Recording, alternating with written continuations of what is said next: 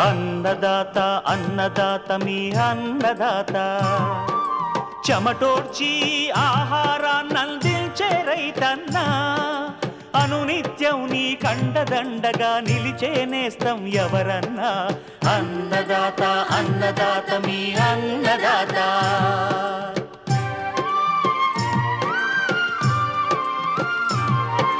నూతన రీతుల సాగుబడికి నూరింతలు పెరిగే దిగుబడికి సూచనలిచ్చే సస్య రక్షణకు పశు పోషణకి శాస్త్ర విజ్ఞానం అందించి ముందుకు నడిపే తెలుగు రైతు భారతదేశానికి మకుటం అయ్యేలా తీర్చిదిద్దే ఆశయంతో మిమ్ము మేలు కొలిపేది అన్నదాత అన్నదాత అన్నదాత మీ అన్నదాత అన్నదాత అన్నదాత మీ అన్నదాత. అన్నదాత ప్రేక్షకులకు నమస్కారం. ఈనాటి ముఖ్యాంశాలు: చెరకు దిగుబడులను హరిస్తున్న జొన్నమల్లె నివారణ.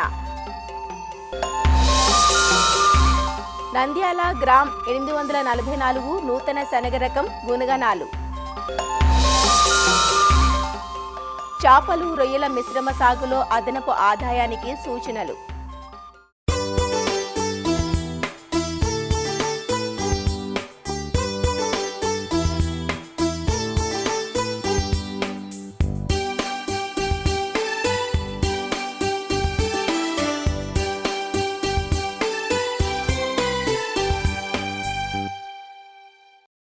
ఒక్క రబీలో మాత్రమే సాగయ్యే అపరాల పంట శనగ.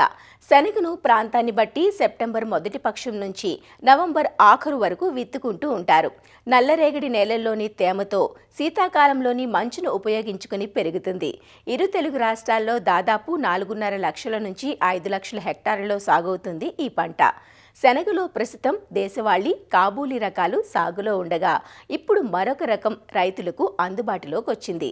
అదే నంద్యాల ప్రాంతీయ వ్యవసాయ పరిశోధనా స్థానం నుంచి విడుదలైన నంద్యాల గ్రామ్ 844 అనే కాబూలీ శనగ రకం. ఈ రకం దేశ స్థాయిలో గుర్తింపు పొందింది.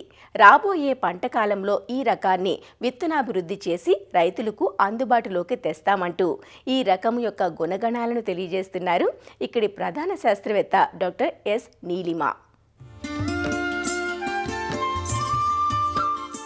ఉభయ తెలుగు రాష్ట్రాల్లో సాగయ్యే పప్పుధాన్యపు పంటల్లో శనగ ప్రధానమైనది. ఆంధ్రప్రదేశ్లోని ఉమ్మడి ప్రకాశం, కర్నూలు, గుంటూరు జిల్లాల్లోనూ, తెలంగాణలోని ఉమ్మడి మహబూబ్ నగర్, మెదక్, నిజామాబాద్, ఆదిలాబాద్, వరంగల్, ఖమ్మం జిల్లాల్లో రబీలో ఎక్కువ విస్తీర్ణంలో సాగులో ఉంది. ముఖ్యంగా ఖరీఫ్లో వేసిన స్వల్పకాలిక పంటలు పూర్తయిన చోట్ల, అలాగే ఏ పంటలు వేయని పొలాల్లోనూ సెప్టెంబర్ మొదలు నవంబర్ 15 వరకు శనగను విత్తుకోవచ్చు. ప్రకాశం జిల్లాల్లో నవంబర్ 2వ పక్షం వరకు శనగను విత్తుకుంటారు. శనగలో తెల్లగింజ, కాబూలీ రకాలకు మంచి ఆదరణ ఉంది. ఈ శనగ రకాలపై గత కొన్నేళ్లుగా నంద్యాల ప్రాంతీయ వ్యవసాయ పరిశోధనా స్థానం శాస్త్రవేత్తలు పరిశోధనలు చేస్తున్నారు. ఈ క్రమంలో నంద్యాల గ్రామ్ 844 రకానికి ప్రత్యేక గుర్తింపు వచ్చింది. ఇటీవల ఉత్తరప్రదేశ్లోని ఝాన్సీలో జరిగిన జాతీయ రబీ వార్షిక అపరాల సదస్సులో ఈ విషయాన్ని వెల్లడించారు.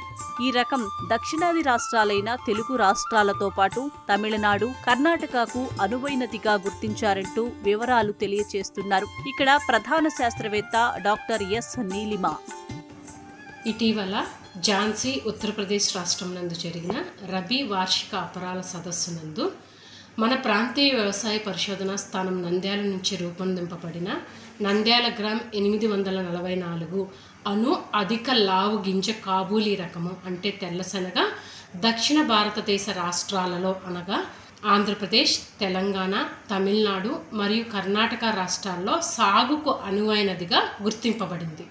ఈ నంద్యాల గ్రామ్ 844 ముఖ్య లక్షణాలు ఏమంటే దీని యొక్క 100 గింజల బరువు 45 గ్రాముల కంటే ఎక్కువ ఉంటుంది. అంటే ఇది అధిక లావు గింజ కాబూలీ రకము. దీని పంటకాలం వచ్చి 95 నుంచి 100 రోజులు. దీని యొక్క దిగుబడిని కనుక మనం చూసుకున్నట్లయితే వర్షాధారంగా 6 నుంచి 7 క్వింటాలు ఎకరాకు గాను 1 లేదా 2 నీటి తడుల క్రింద 7 నుంచి 8 క్వింటాళ్ళు మనకి దిగుబడి ఎకరాకు వస్తుంది. అయితే దీని మీద పరిశోధనలు గత 4-5 సంవత్సరాల నుంచి మనము చేపట్టడం జరిగింది. మనము దీంట్లో ఐడెంటిఫై చేసిన మంచి రకాన్ని మనము యాక్రిప్ అంటే అఖిల భారత శనగ సమన్వయ పరిశోధన పథకం కింద మనము ప్రాథమిక పరిశీలనలోను తర్వాత పురోగామి రకాల పరిశీలనలోను దీన్ని మనము టెస్ట్ చేయించాము. దీంట్లో టెస్ట్ చేయించగా అక్కడ రిజల్ట్ని బట్టి మన దక్షిణ భారత రాష్ట్రానికి అనువైనదిగా గుర్తింపబడింది. దీని యొక్క విత్తనోత్పత్తిని ఈ సంవత్సరము అనగా 25-26 సంవత్సరంలో మనం చేపట్టి రైతులకు ఇవ్వడం జరుగుతుంది. మన రాష్ట్రంలో శనగలో ఎక్కువ దేశవాళీ రకాలు సాగవుతున్నప్పటికీ కాబూలీ శనగ కూడా మనకి విరివిగా ప్రాచుర్యం ఉంది. ఎందుకంటే కాబూలీ శనగ రకాల్లో మనకి గింజ బరువు ఎంత ఉంటే అంత మార్కెట్లో దీనికి ప్రైస్ లభిస్తూ ఉంటుంది. ఇప్పుడు గుర్తింపబడిన నంద్యాల గ్రామ్ 844 అనేది అధిక లావు గింజ కాబూలీ రకం క్రింద వస్తుంది కాబట్టి మార్కెట్లో మనకి దీనికి అధిక ధర మనకి లభిస్తుంది. అంతేకాకుండా ఇవి మనము ఎగుమతి చేసుకోవడానికి కూడా ఉపయోగపడుతుంది ఈ రకము. ప్రాంతీయ వ్యవసాయ పరిశోధనా స్థానం నుంచి అధిక దిగుబడినిచ్చు దేశవాళీ రకాలను కనుక చూసుకున్నట్లయితే నంద్యాల గ్రామ్ 857 మరియు నంద్యాల గ్రామ్ 452 అనే రకాల విత్తనం లభ్యమవుతుంది. అధిక దిగుబడినిచ్చు దేశవాళీ రకాలు మరియు మిషన్ కోతకు అనువైన రకాలైన నంద్యాల గ్రామ్ 1267 మరియు నంద్యాల గ్రామ్ 776 అనే రకాల విత్తన లభ్యత కూడా మనకి ప్రాంతీయ వ్యవసాయ పరిశోధన స్థానం నంద్యాలలో ఉంది.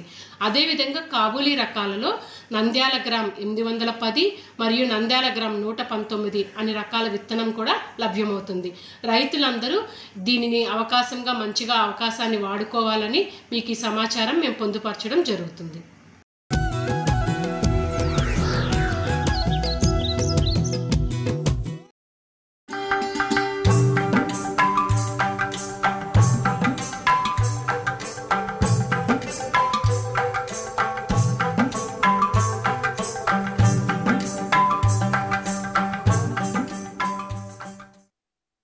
ఏకపంటగా వేసిన దానికంటే మిశ్రమ వ్యవసాయం లాభసాటిగా ఉంటుందనే విషయం మనందరికీ తెలిసిందే.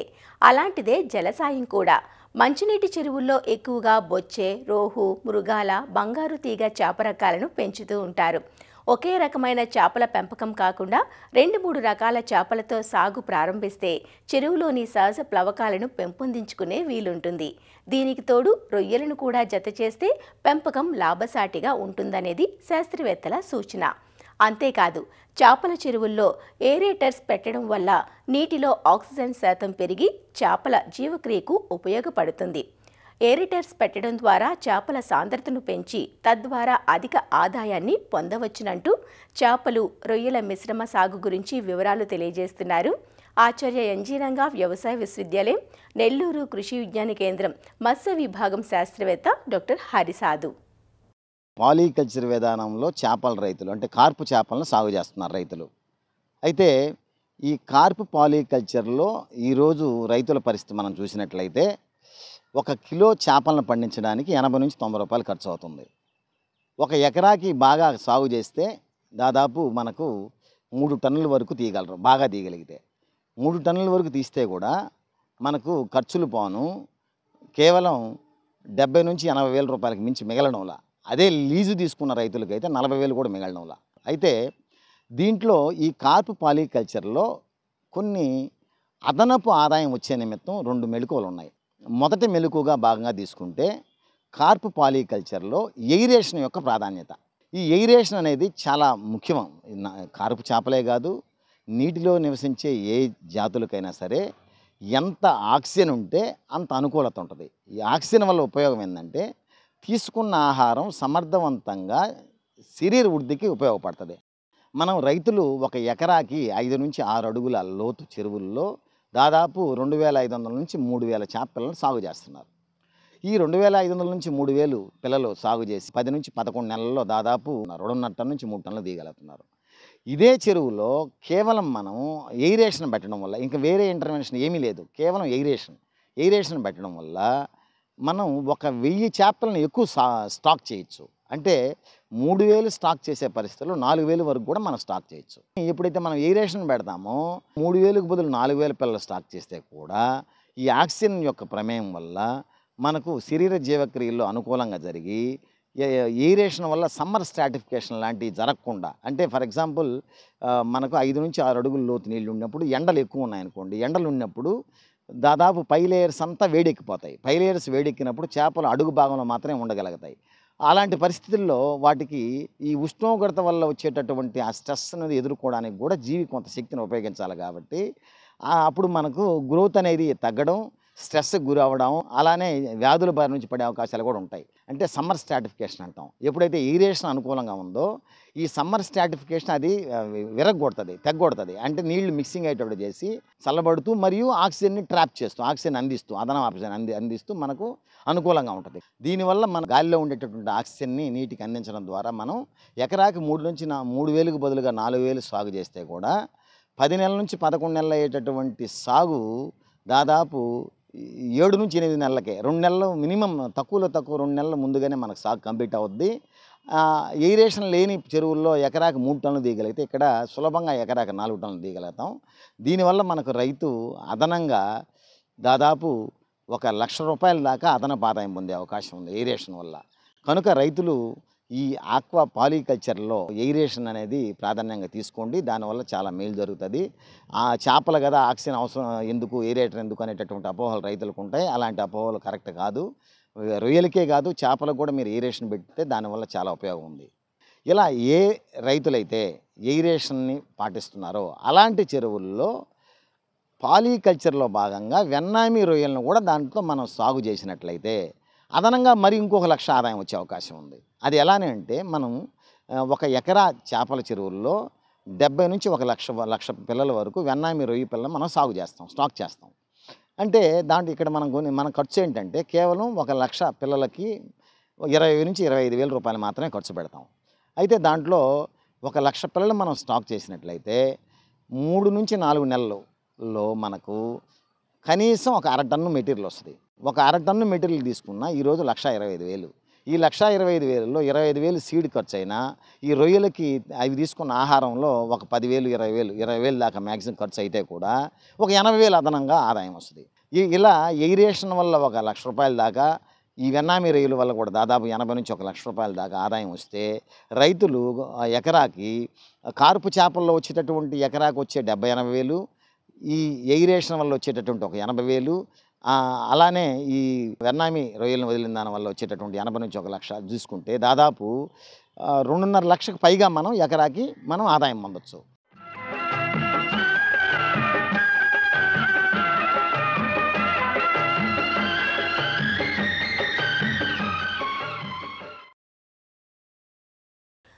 అన్నదాత టోల్ ఫ్రీ నంబర్ ద్వారా పంటల సాగులో రైతులు లేవనెత్తే సందేహాలకు దృశ్య రూపం మీకోసం. మాకు 5 సంవత్సరాల లోపు వయసు గల జీడిమావిడి తోటలు ఉన్నాయి. ఈ తోటల్లో ఎరువుల యాజమాన్యం గురించి తెలియజేయండి అంటూ అడుగుతున్నారు తూర్పుగోదావరి జిల్లా నల్లజర్ల నుంచి రామకృష్ణ. రాష్ట్రంలో చూసినట్లయితే జీడి మామిడి తోటలని విరివిగా పండిస్తున్నారు. కానీ విస్తీర్ణానికి తగినటువంటి దిగుబడులు అయితే మన రాష్ట్రంలో రైతులు పొందలేకపోతున్నారు. చిన్న తోటల నుంచి ముదురు తోటల వరకు కూడా సరైన యాజమాన్యం పాటించకపోవడమే ప్రధానమైనటువంటి అంశం. ఎరువులను కానీ సిఫారసు చేసినటువంటి యాజమాన్యంలో పాటించినట్టయితే మనకి మొక్కలు బాగా పెరగడం, అనుకున్నంతగా పెరగడం, దిగుబడులు కూడా పెరగడం, నాణ్యత కూడా పెరగడం మొదలవుతుంది. ఇక ఈ ఎరువుల యాజమాన్యాన్ని మనం గమనించినట్లయితే మొక్కల్ని మనం నాటేటప్పుడు అనువైనటువంటి రకాలను వేసుకోవాలి. అలా వేసుకునేటటువంటి అంటు మొక్కల్ని తీసుకొచ్చి 3 అడుగుల గుంతలో మనం వేసుకోవాల్సి వస్తుంది. మొక్క నాటేటప్పుడే సేంద్రియ ఎరువుల్ని వేయాల్సిన అవసరం ఉంటుంది. దానికి సుమారుగా 10 కిలోల పశువుల ఎరువు లేకపోతే వెర్మీ కంపోస్ట్ కానీ, 2 కిలోల వేపపిండి, అలాగే 200 గ్రాముల సూపర్ ఫాస్ఫేట్ ఎరువు, ఈ మూడింటిని కలిపి మనం మొక్క వేసేటప్పుడు ఆ గుంతల్లో వేసి మట్టిలో కలుపుకుంటే ఆ మొక్క దృఢంగా నిలిచి ఆ తర్వాత చిగుళ్ళు వేసే అవకాశం అయితే తొందరగా ఉంటుంది. అదేవిధంగా మొదటి సంవత్సరం ఈ జీడి మామిడి చెట్లకి ఏ రకమైనటువంటి రసాయన ఎరువుల్ని వాడకూడదు. ఈ మొదటి సంవత్సరం వేసుకునేటప్పుడు సేంద్రియ ఎరువులుగా మనం సుమారుగా దాదాపు ప్రతి మొక్క కూడా 10 కిలోల పశువుల ఎరువు, అదేవిధంగా 2 కిలోల వేపపిండి, అలాగే 200 గ్రాముల వరకు కూడా సూపర్ ఫాస్ఫేట్తో పాటుగా జీవన ఎరువులను కూడా మనం వేసుకోవాల్సిన అవసరం ఉంటుంది. అజిటోబ్యాక్టర్తో పాటుగా మైకోరైజ్ అంటాము. ద్రవరూప జీవన ఎరువులని ప్రతి మొక్కకి కూడా సుమారుగా 20 నుంచి 40 మిల్లీలీటర్లు ద్రవరూపజీవన ఎరువుని సేంద్రియ ఎరువులో కలుపుకోవాల్సి వస్తుంది.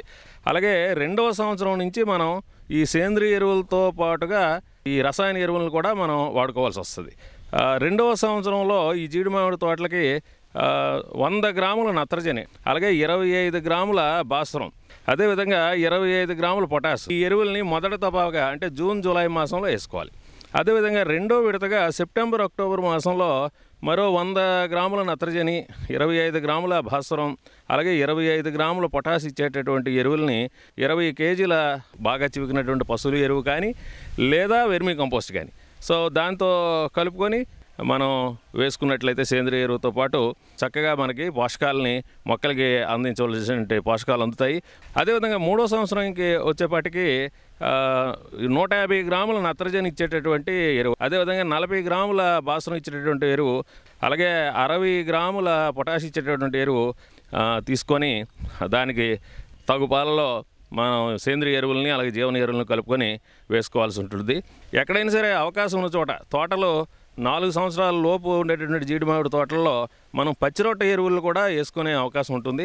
అలాగే 4వ సంవత్సరంలో 200 గ్రాములు నత్రజని ఇచ్చే ఎరువులు, అలాగే 50 గ్రాములు భాస్వరం ఇచ్చే ఎరువు, 60 గ్రాములు పొటాష్ ఇచ్చే ఎరువులని వేసుకోవాలి.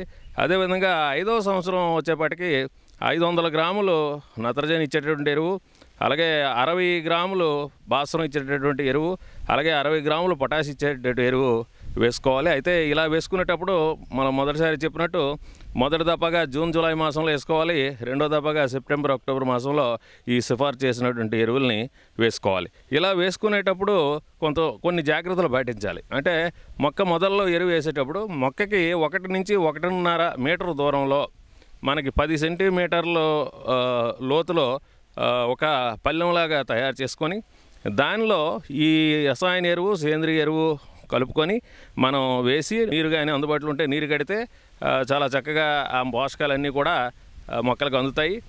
అదేవిధంగా ఈ సేంద్రియ ఎరువులు వేయడం వల్ల కూడా ఈ రసాయన ఎరువుల పనితనం అంటే సామర్థ్యం బాగా పెరిగి వాటి తాలూకా మొత్తం ఎరువుని మొక్కలు తీసుకునేటటువంటి అవకాశం కలుగుతుంది. సో సరైన పోషకాల యాజమాన్యం చేపట్టడం వల్ల ఏమవుతుందంటే మొక్కలు ఆరోగ్యంగా ఉండటం వల్ల ఏ రకమైనటువంటి చీడపీడల తాలూకా ఆశించడం కూడా తగ్గుతుంది. సో ఈ విధంగా ఎరువుల్ని మనం సమగ్రంగా అంటే రసాయన ఎరువులతో పాటుగా మనం సేంద్రియ ఎరువులు అదేవిధంగా జీవన ఎరువులను కూడా కలుపుకొని వేసుకోవటం వల్ల మనకి దిగుబడులు ప్రతి సంవత్సరము అలాగే నాణ్యత జీడి మామిడిలో పెరిగే అవకాశాలు ఉంటాయి.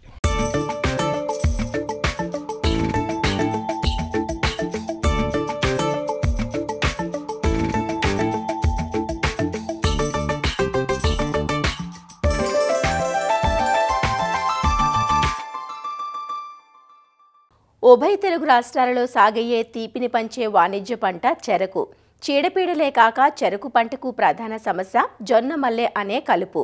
ఇది ఒక వేరు పరాన్నజీవి కలుపు మొక్క. పూత దశలో ఉన్న జొన్న మల్లె నుంచి విత్తనాలు ఏర్పడితే ఎన్నో వేల విత్తనాలు భూమిని చేరి కొన్ని సంవత్సరాల పాటు భూమిలో ఉండి మరింత నష్టం కలిగిస్తాయి. కాబట్టి తొలి దశలోనే జొన్న మల్లెను నివారించడం తప్పనిసరి అంటూ తెలియజేస్తున్నారు ప్రొఫెసర్ జయశంకర్, తెలంగాణ రాష్ట్ర వ్యవసాయ విశ్వవిద్యాలయం బసంతపూర్ వ్యవసాయ పరిశోధనా స్థానం శాస్త్రవేత్త డాక్టర్ విజయ్ కుమార్. ప్రతి సంవత్సరం కూడా కలుపు వలన చెరకు పంట లోపల దాదాపు 25 నుంచి 80% వరకు కూడా పంట దిగుబడి పైన నష్టం జరుగుతూ ఉంది. అందులోపల ఈ కలుపు అనేది పిలక దశలో చాలా కీలకమైన దశ. ఈ కీలకమైన దశ లోపల ఎలాంటి కలుపు లేకుండా నివారణ చేయాల్సిన అవసరం ఎంతైనా ఉంది. అయితే సమగ్ర యాజమాన్య పద్ధతి లోపల కొన్ని మార్గాల ద్వారా మనం కలుపు నివారిస్తాం. కొన్ని కలుపుని వ్యవసాయ పద్ధతిలోను కొన్ని కలుపుని రసాయన పద్ధతిలోను కూడా రైతులు నిర్మూలిస్తున్నారు. అయితే ఇప్పుడున్న పరిస్థితి లోపల చెరుకు పంట లోపల జొన్న మల్లె అనేది చెరుకు పంటకు చాలా విపరీతమైన నష్టం చేస్తూ ఉంది. అయితే ఈ జొన్న మల్లె అనేది ఒక పరాన్నజీవి. ఇది చెరకు తయారు చేసుకున్నటువంటి ఆహారాన్ని ఈ జొన్న మల్లె తీసుకొని చెరకు పంటని ఎదగనీయకుండా చేస్తుంది. దీనికి రైతులు ఎన్ని మందులు కొట్టినా కానీ కూడా ఎలాంటి ఫలితాలు లేకుండా పోతూ ఉంది. ఇక్కడ ఉన్నటువంటి పొలాల లోపల జొన్న ఎక్కువగా సాగులో ఉన్న సమయం లోపల ఈ కలుపు అనేది, ఈ పరాన్నజీవి అనేది ఉద్భవించడం జరిగింది. ఆ ద్వారా వచ్చినటువంటి విత్తనాలు ఇప్పటికీ కూడా భూమిలో ఉండి పంటకు నష్టం కలుగజేస్తూ ఉన్నాయి. ఒక మొక్క లోపల మీకు ఇలాంటి జొన్నమల్లెకి పువ్వు వస్తుంది. ఈ పూత ద్వారా ఒక్క చెట్టుకి దాదాపు 1000 గింజల ద్వారా కూడా వచ్చే అవకాశాలు కనబడతా ఉన్నాయి. అయితే ఈ గింజలు చాలా సూక్ష్మదర్శినిగా చిన్నగా ఉంటాయి. అది గాలి లోపల ఎగురుతూ ఉంటాయి. ఎక్కడైతే పంట అనుకూలమైన పంట వస్తుందో ఆ పంట పైన వాలి ఈ కలుపు నష్టం జరుగుతూ ఉంది. అయితే ముఖ్యంగా మనకు ఇలాంటి సందర్భాల లోపల నిర్మూలనకు ఏం చేయాలి అంటే కనుక మొట్టమొదటిది మనం చెరకు పంట వేసేటప్పుడు భూమిలో ఉన్నటువంటి ఈ జొన్నమల్లె విత్తనాలని గాలికి ఎండకు బహిర్గతమయ్యేలా లోదుక్కులు చేపట్టాలి. ఇలా లోదుక్కులు చేపట్టినప్పుడు వేసవి లోపల ఉన్నటువంటి ఉష్ణోగ్రతకి దాదాపు ఈ జొన్నమల్లె విత్తనాలు దాని లోపల ఉన్నటువంటి శక్తిని కోల్పోయి విత్తనం మళ్ళీ మొలకెత్తనీయకుండా చేయడానికి అవకాశం ఎక్కువగా ఉంది. రెండవది ఏంటంటే ఒకవేళ జొన్నమల్లె కనుక ఆ పొలం లోపల చాలా విపరీతమైన సమస్యగా ఉంది, మొక్కల కంటే కూడా ఎక్కువగా ఉంది, అలాంటి సందర్భం లోపల పంట మార్పిడి అనేది ఉత్తమమైన పద్ధతి. ఈ పంట మార్పిడి సమయం లోపల రైతులు గమనించవలసింది ఏంటంటే వాళ్ళకు అనుకూలమైన పంట కాకుండా కొన్ని పంటలు మాత్రమే శాస్త్రవేత్తలు సిఫారసు చేస్తూ ఉంటారు. అందులోపల ముఖ్యమైనది ఏంటంటే వేరు శనగ, బొబ్బేర్లు, లేకపోతే సూర్యపువ్వు, సన్ఫ్లవర్ అంటాం మనం. ఈ పంటలు వేసినప్పుడు ఈ పంటలో లోపల ఉన్నటువంటి వేర్లలో నుంచి ఒక పదార్థం భూమి లోపల విడుదలై ఈ జొన్నమల్లె విత్తనాలన్నింటినీ కూడా మళ్ళీ మొలకెత్తే సామర్థ్యం కోల్పోయేలా చేస్తారన్నమాట. సో ఇలా పంట మార్పిడి 2 సార్లు కనుక చేసినట్టయితే భూమి లోపల ఉన్నటువంటి జొన్నమల్లె విత్తనాలు మళ్ళీ రాబోయే పంటలకు ఎలాంటి నష్టం చేయకుండా చేయడానికి ఒక అవకాశం ఉంది. ఈ జొన్నమల్లె రాకుండా ఉండాలంటే కనుక పొలం లోపల నీరు నిలబెట్టేసి దాదాపు 5 నుంచి 6 రోజుల వరకు నిలబెట్టినట్టయితే కూడా అక్కడే మురిగిపోయి జొన్నమల్లె చావడానికి కూడా అవకాశం ఎక్కువగా ఉంది. ఇంకొక కల్చరల్ ప్రాక్టీస్ లోపల భాగంగా ఎప్పుడైతే పూతకు రాకముందు కనుక పీకేసేసి కాల్చివేసినట్టయితే కూడా కొంతవరకు చాలా సులభంగా నివారించడానికి కూడా అవకాశం ఎక్కువగా ఉంది. అయితే చాలామంది రైతులు చెరుకు ఎదుగుదలకు వచ్చిన తర్వాత పంట ఏపుగా ఎదిగే దశ లోపల దాన్ని నివారించడానికి చూస్తూ ఉంటారు. అలాంటి సమయం లోపల ఈ కూలీల ద్వారా నిర్మూలించే కన్నా రసాయన మందులు ఏవేవి అనుకూలంగా ఉన్నాయి, రసాయన మందులు ఏ విధంగా మంచి ప్రత్యామ్నాయం కూడా ఆలోచిస్తూ ఉన్నారు. ఆ రసాయన మందులో భాగంగా 2,4-D నాక్విడ్ 5 మిల్లీలీటర్లు 1 లీటర్ నీటి లోపల పంట పైన 7 రోజుల వ్యవధి లోపల 2 సార్లు కనుక పిచికారీ చేసుకున్నట్టయితే ఈ జొన్నమల్లె ఎక్కడైతే ఉందో అది మొత్తం అంతా కూడా చనిపోవడం జరుగుతూ ఉంది. ఇటీవల కాలం లోపల మా చెరుకు పరిశోధనలో భాగంగా కొన్ని ప్రాంతాల లోపల కూడా కొన్ని రైజోబియం కల్చర్స్ అంటే వాస్కులర్ రైజోబియం కల్చర్స్ కూడా మనము పరిశోధన భాగంగా కొన్ని పొలం లోపల ఈ కల్చర్స్ వేసి చూసినాము. ఇది భారతీయ వ్యవసాయ మండలి భాగం లోపల కొన్ని పరిశోధనలు జరుగుతూ ఉన్నాయి. సో అక్కడ కొంత ఆశాజనకంగా ఉంది. ఎప్పుడైతే మనం చెరుకు నాటుకుంటామో నాటుకునే సమయం లోపల ఈ కల్చర్ని కనుక మనము 2 కిలోల కల్చర్ని కనుక 1 ఎకరంకి పశువుల ఎరువులో కానీ లేకపోతే ఏదైనా సేంద్రియ ఎరువులో కనుక కలిపి చల్లినట్టయితే కూడా ఈ జొన్నమల్లె కూడా విత్తనాలు అక్కడికక్కడే చనిపోయే అవకాశాలు కూడా చాలా ఎక్కువగా ఉన్నట్టు కూడా మనకు పరిశోధన ఫలితాలు కూడా తెలియజేస్తూ ఉన్నాయి. మరిన్ని విభిన్న అంశాలతో రేపటి అన్నదాతలో మళ్ళీ కలుసుకుందాం. నమస్కారం. అన్నదాతలు తమ సందేహాలు, సమస్యలను 1800-425-4085 టోల్ ఫ్రీ నంబర్లో ఉదయం 10 నుంచి 11 గంటల మధ్య పని దినాలలో సంప్రదించగలరు. ఈ కార్యక్రమాన్ని యూట్యూబ్లో www.youtube.com/annadata ETV లింక్ ద్వారా వీక్షించవచ్చు.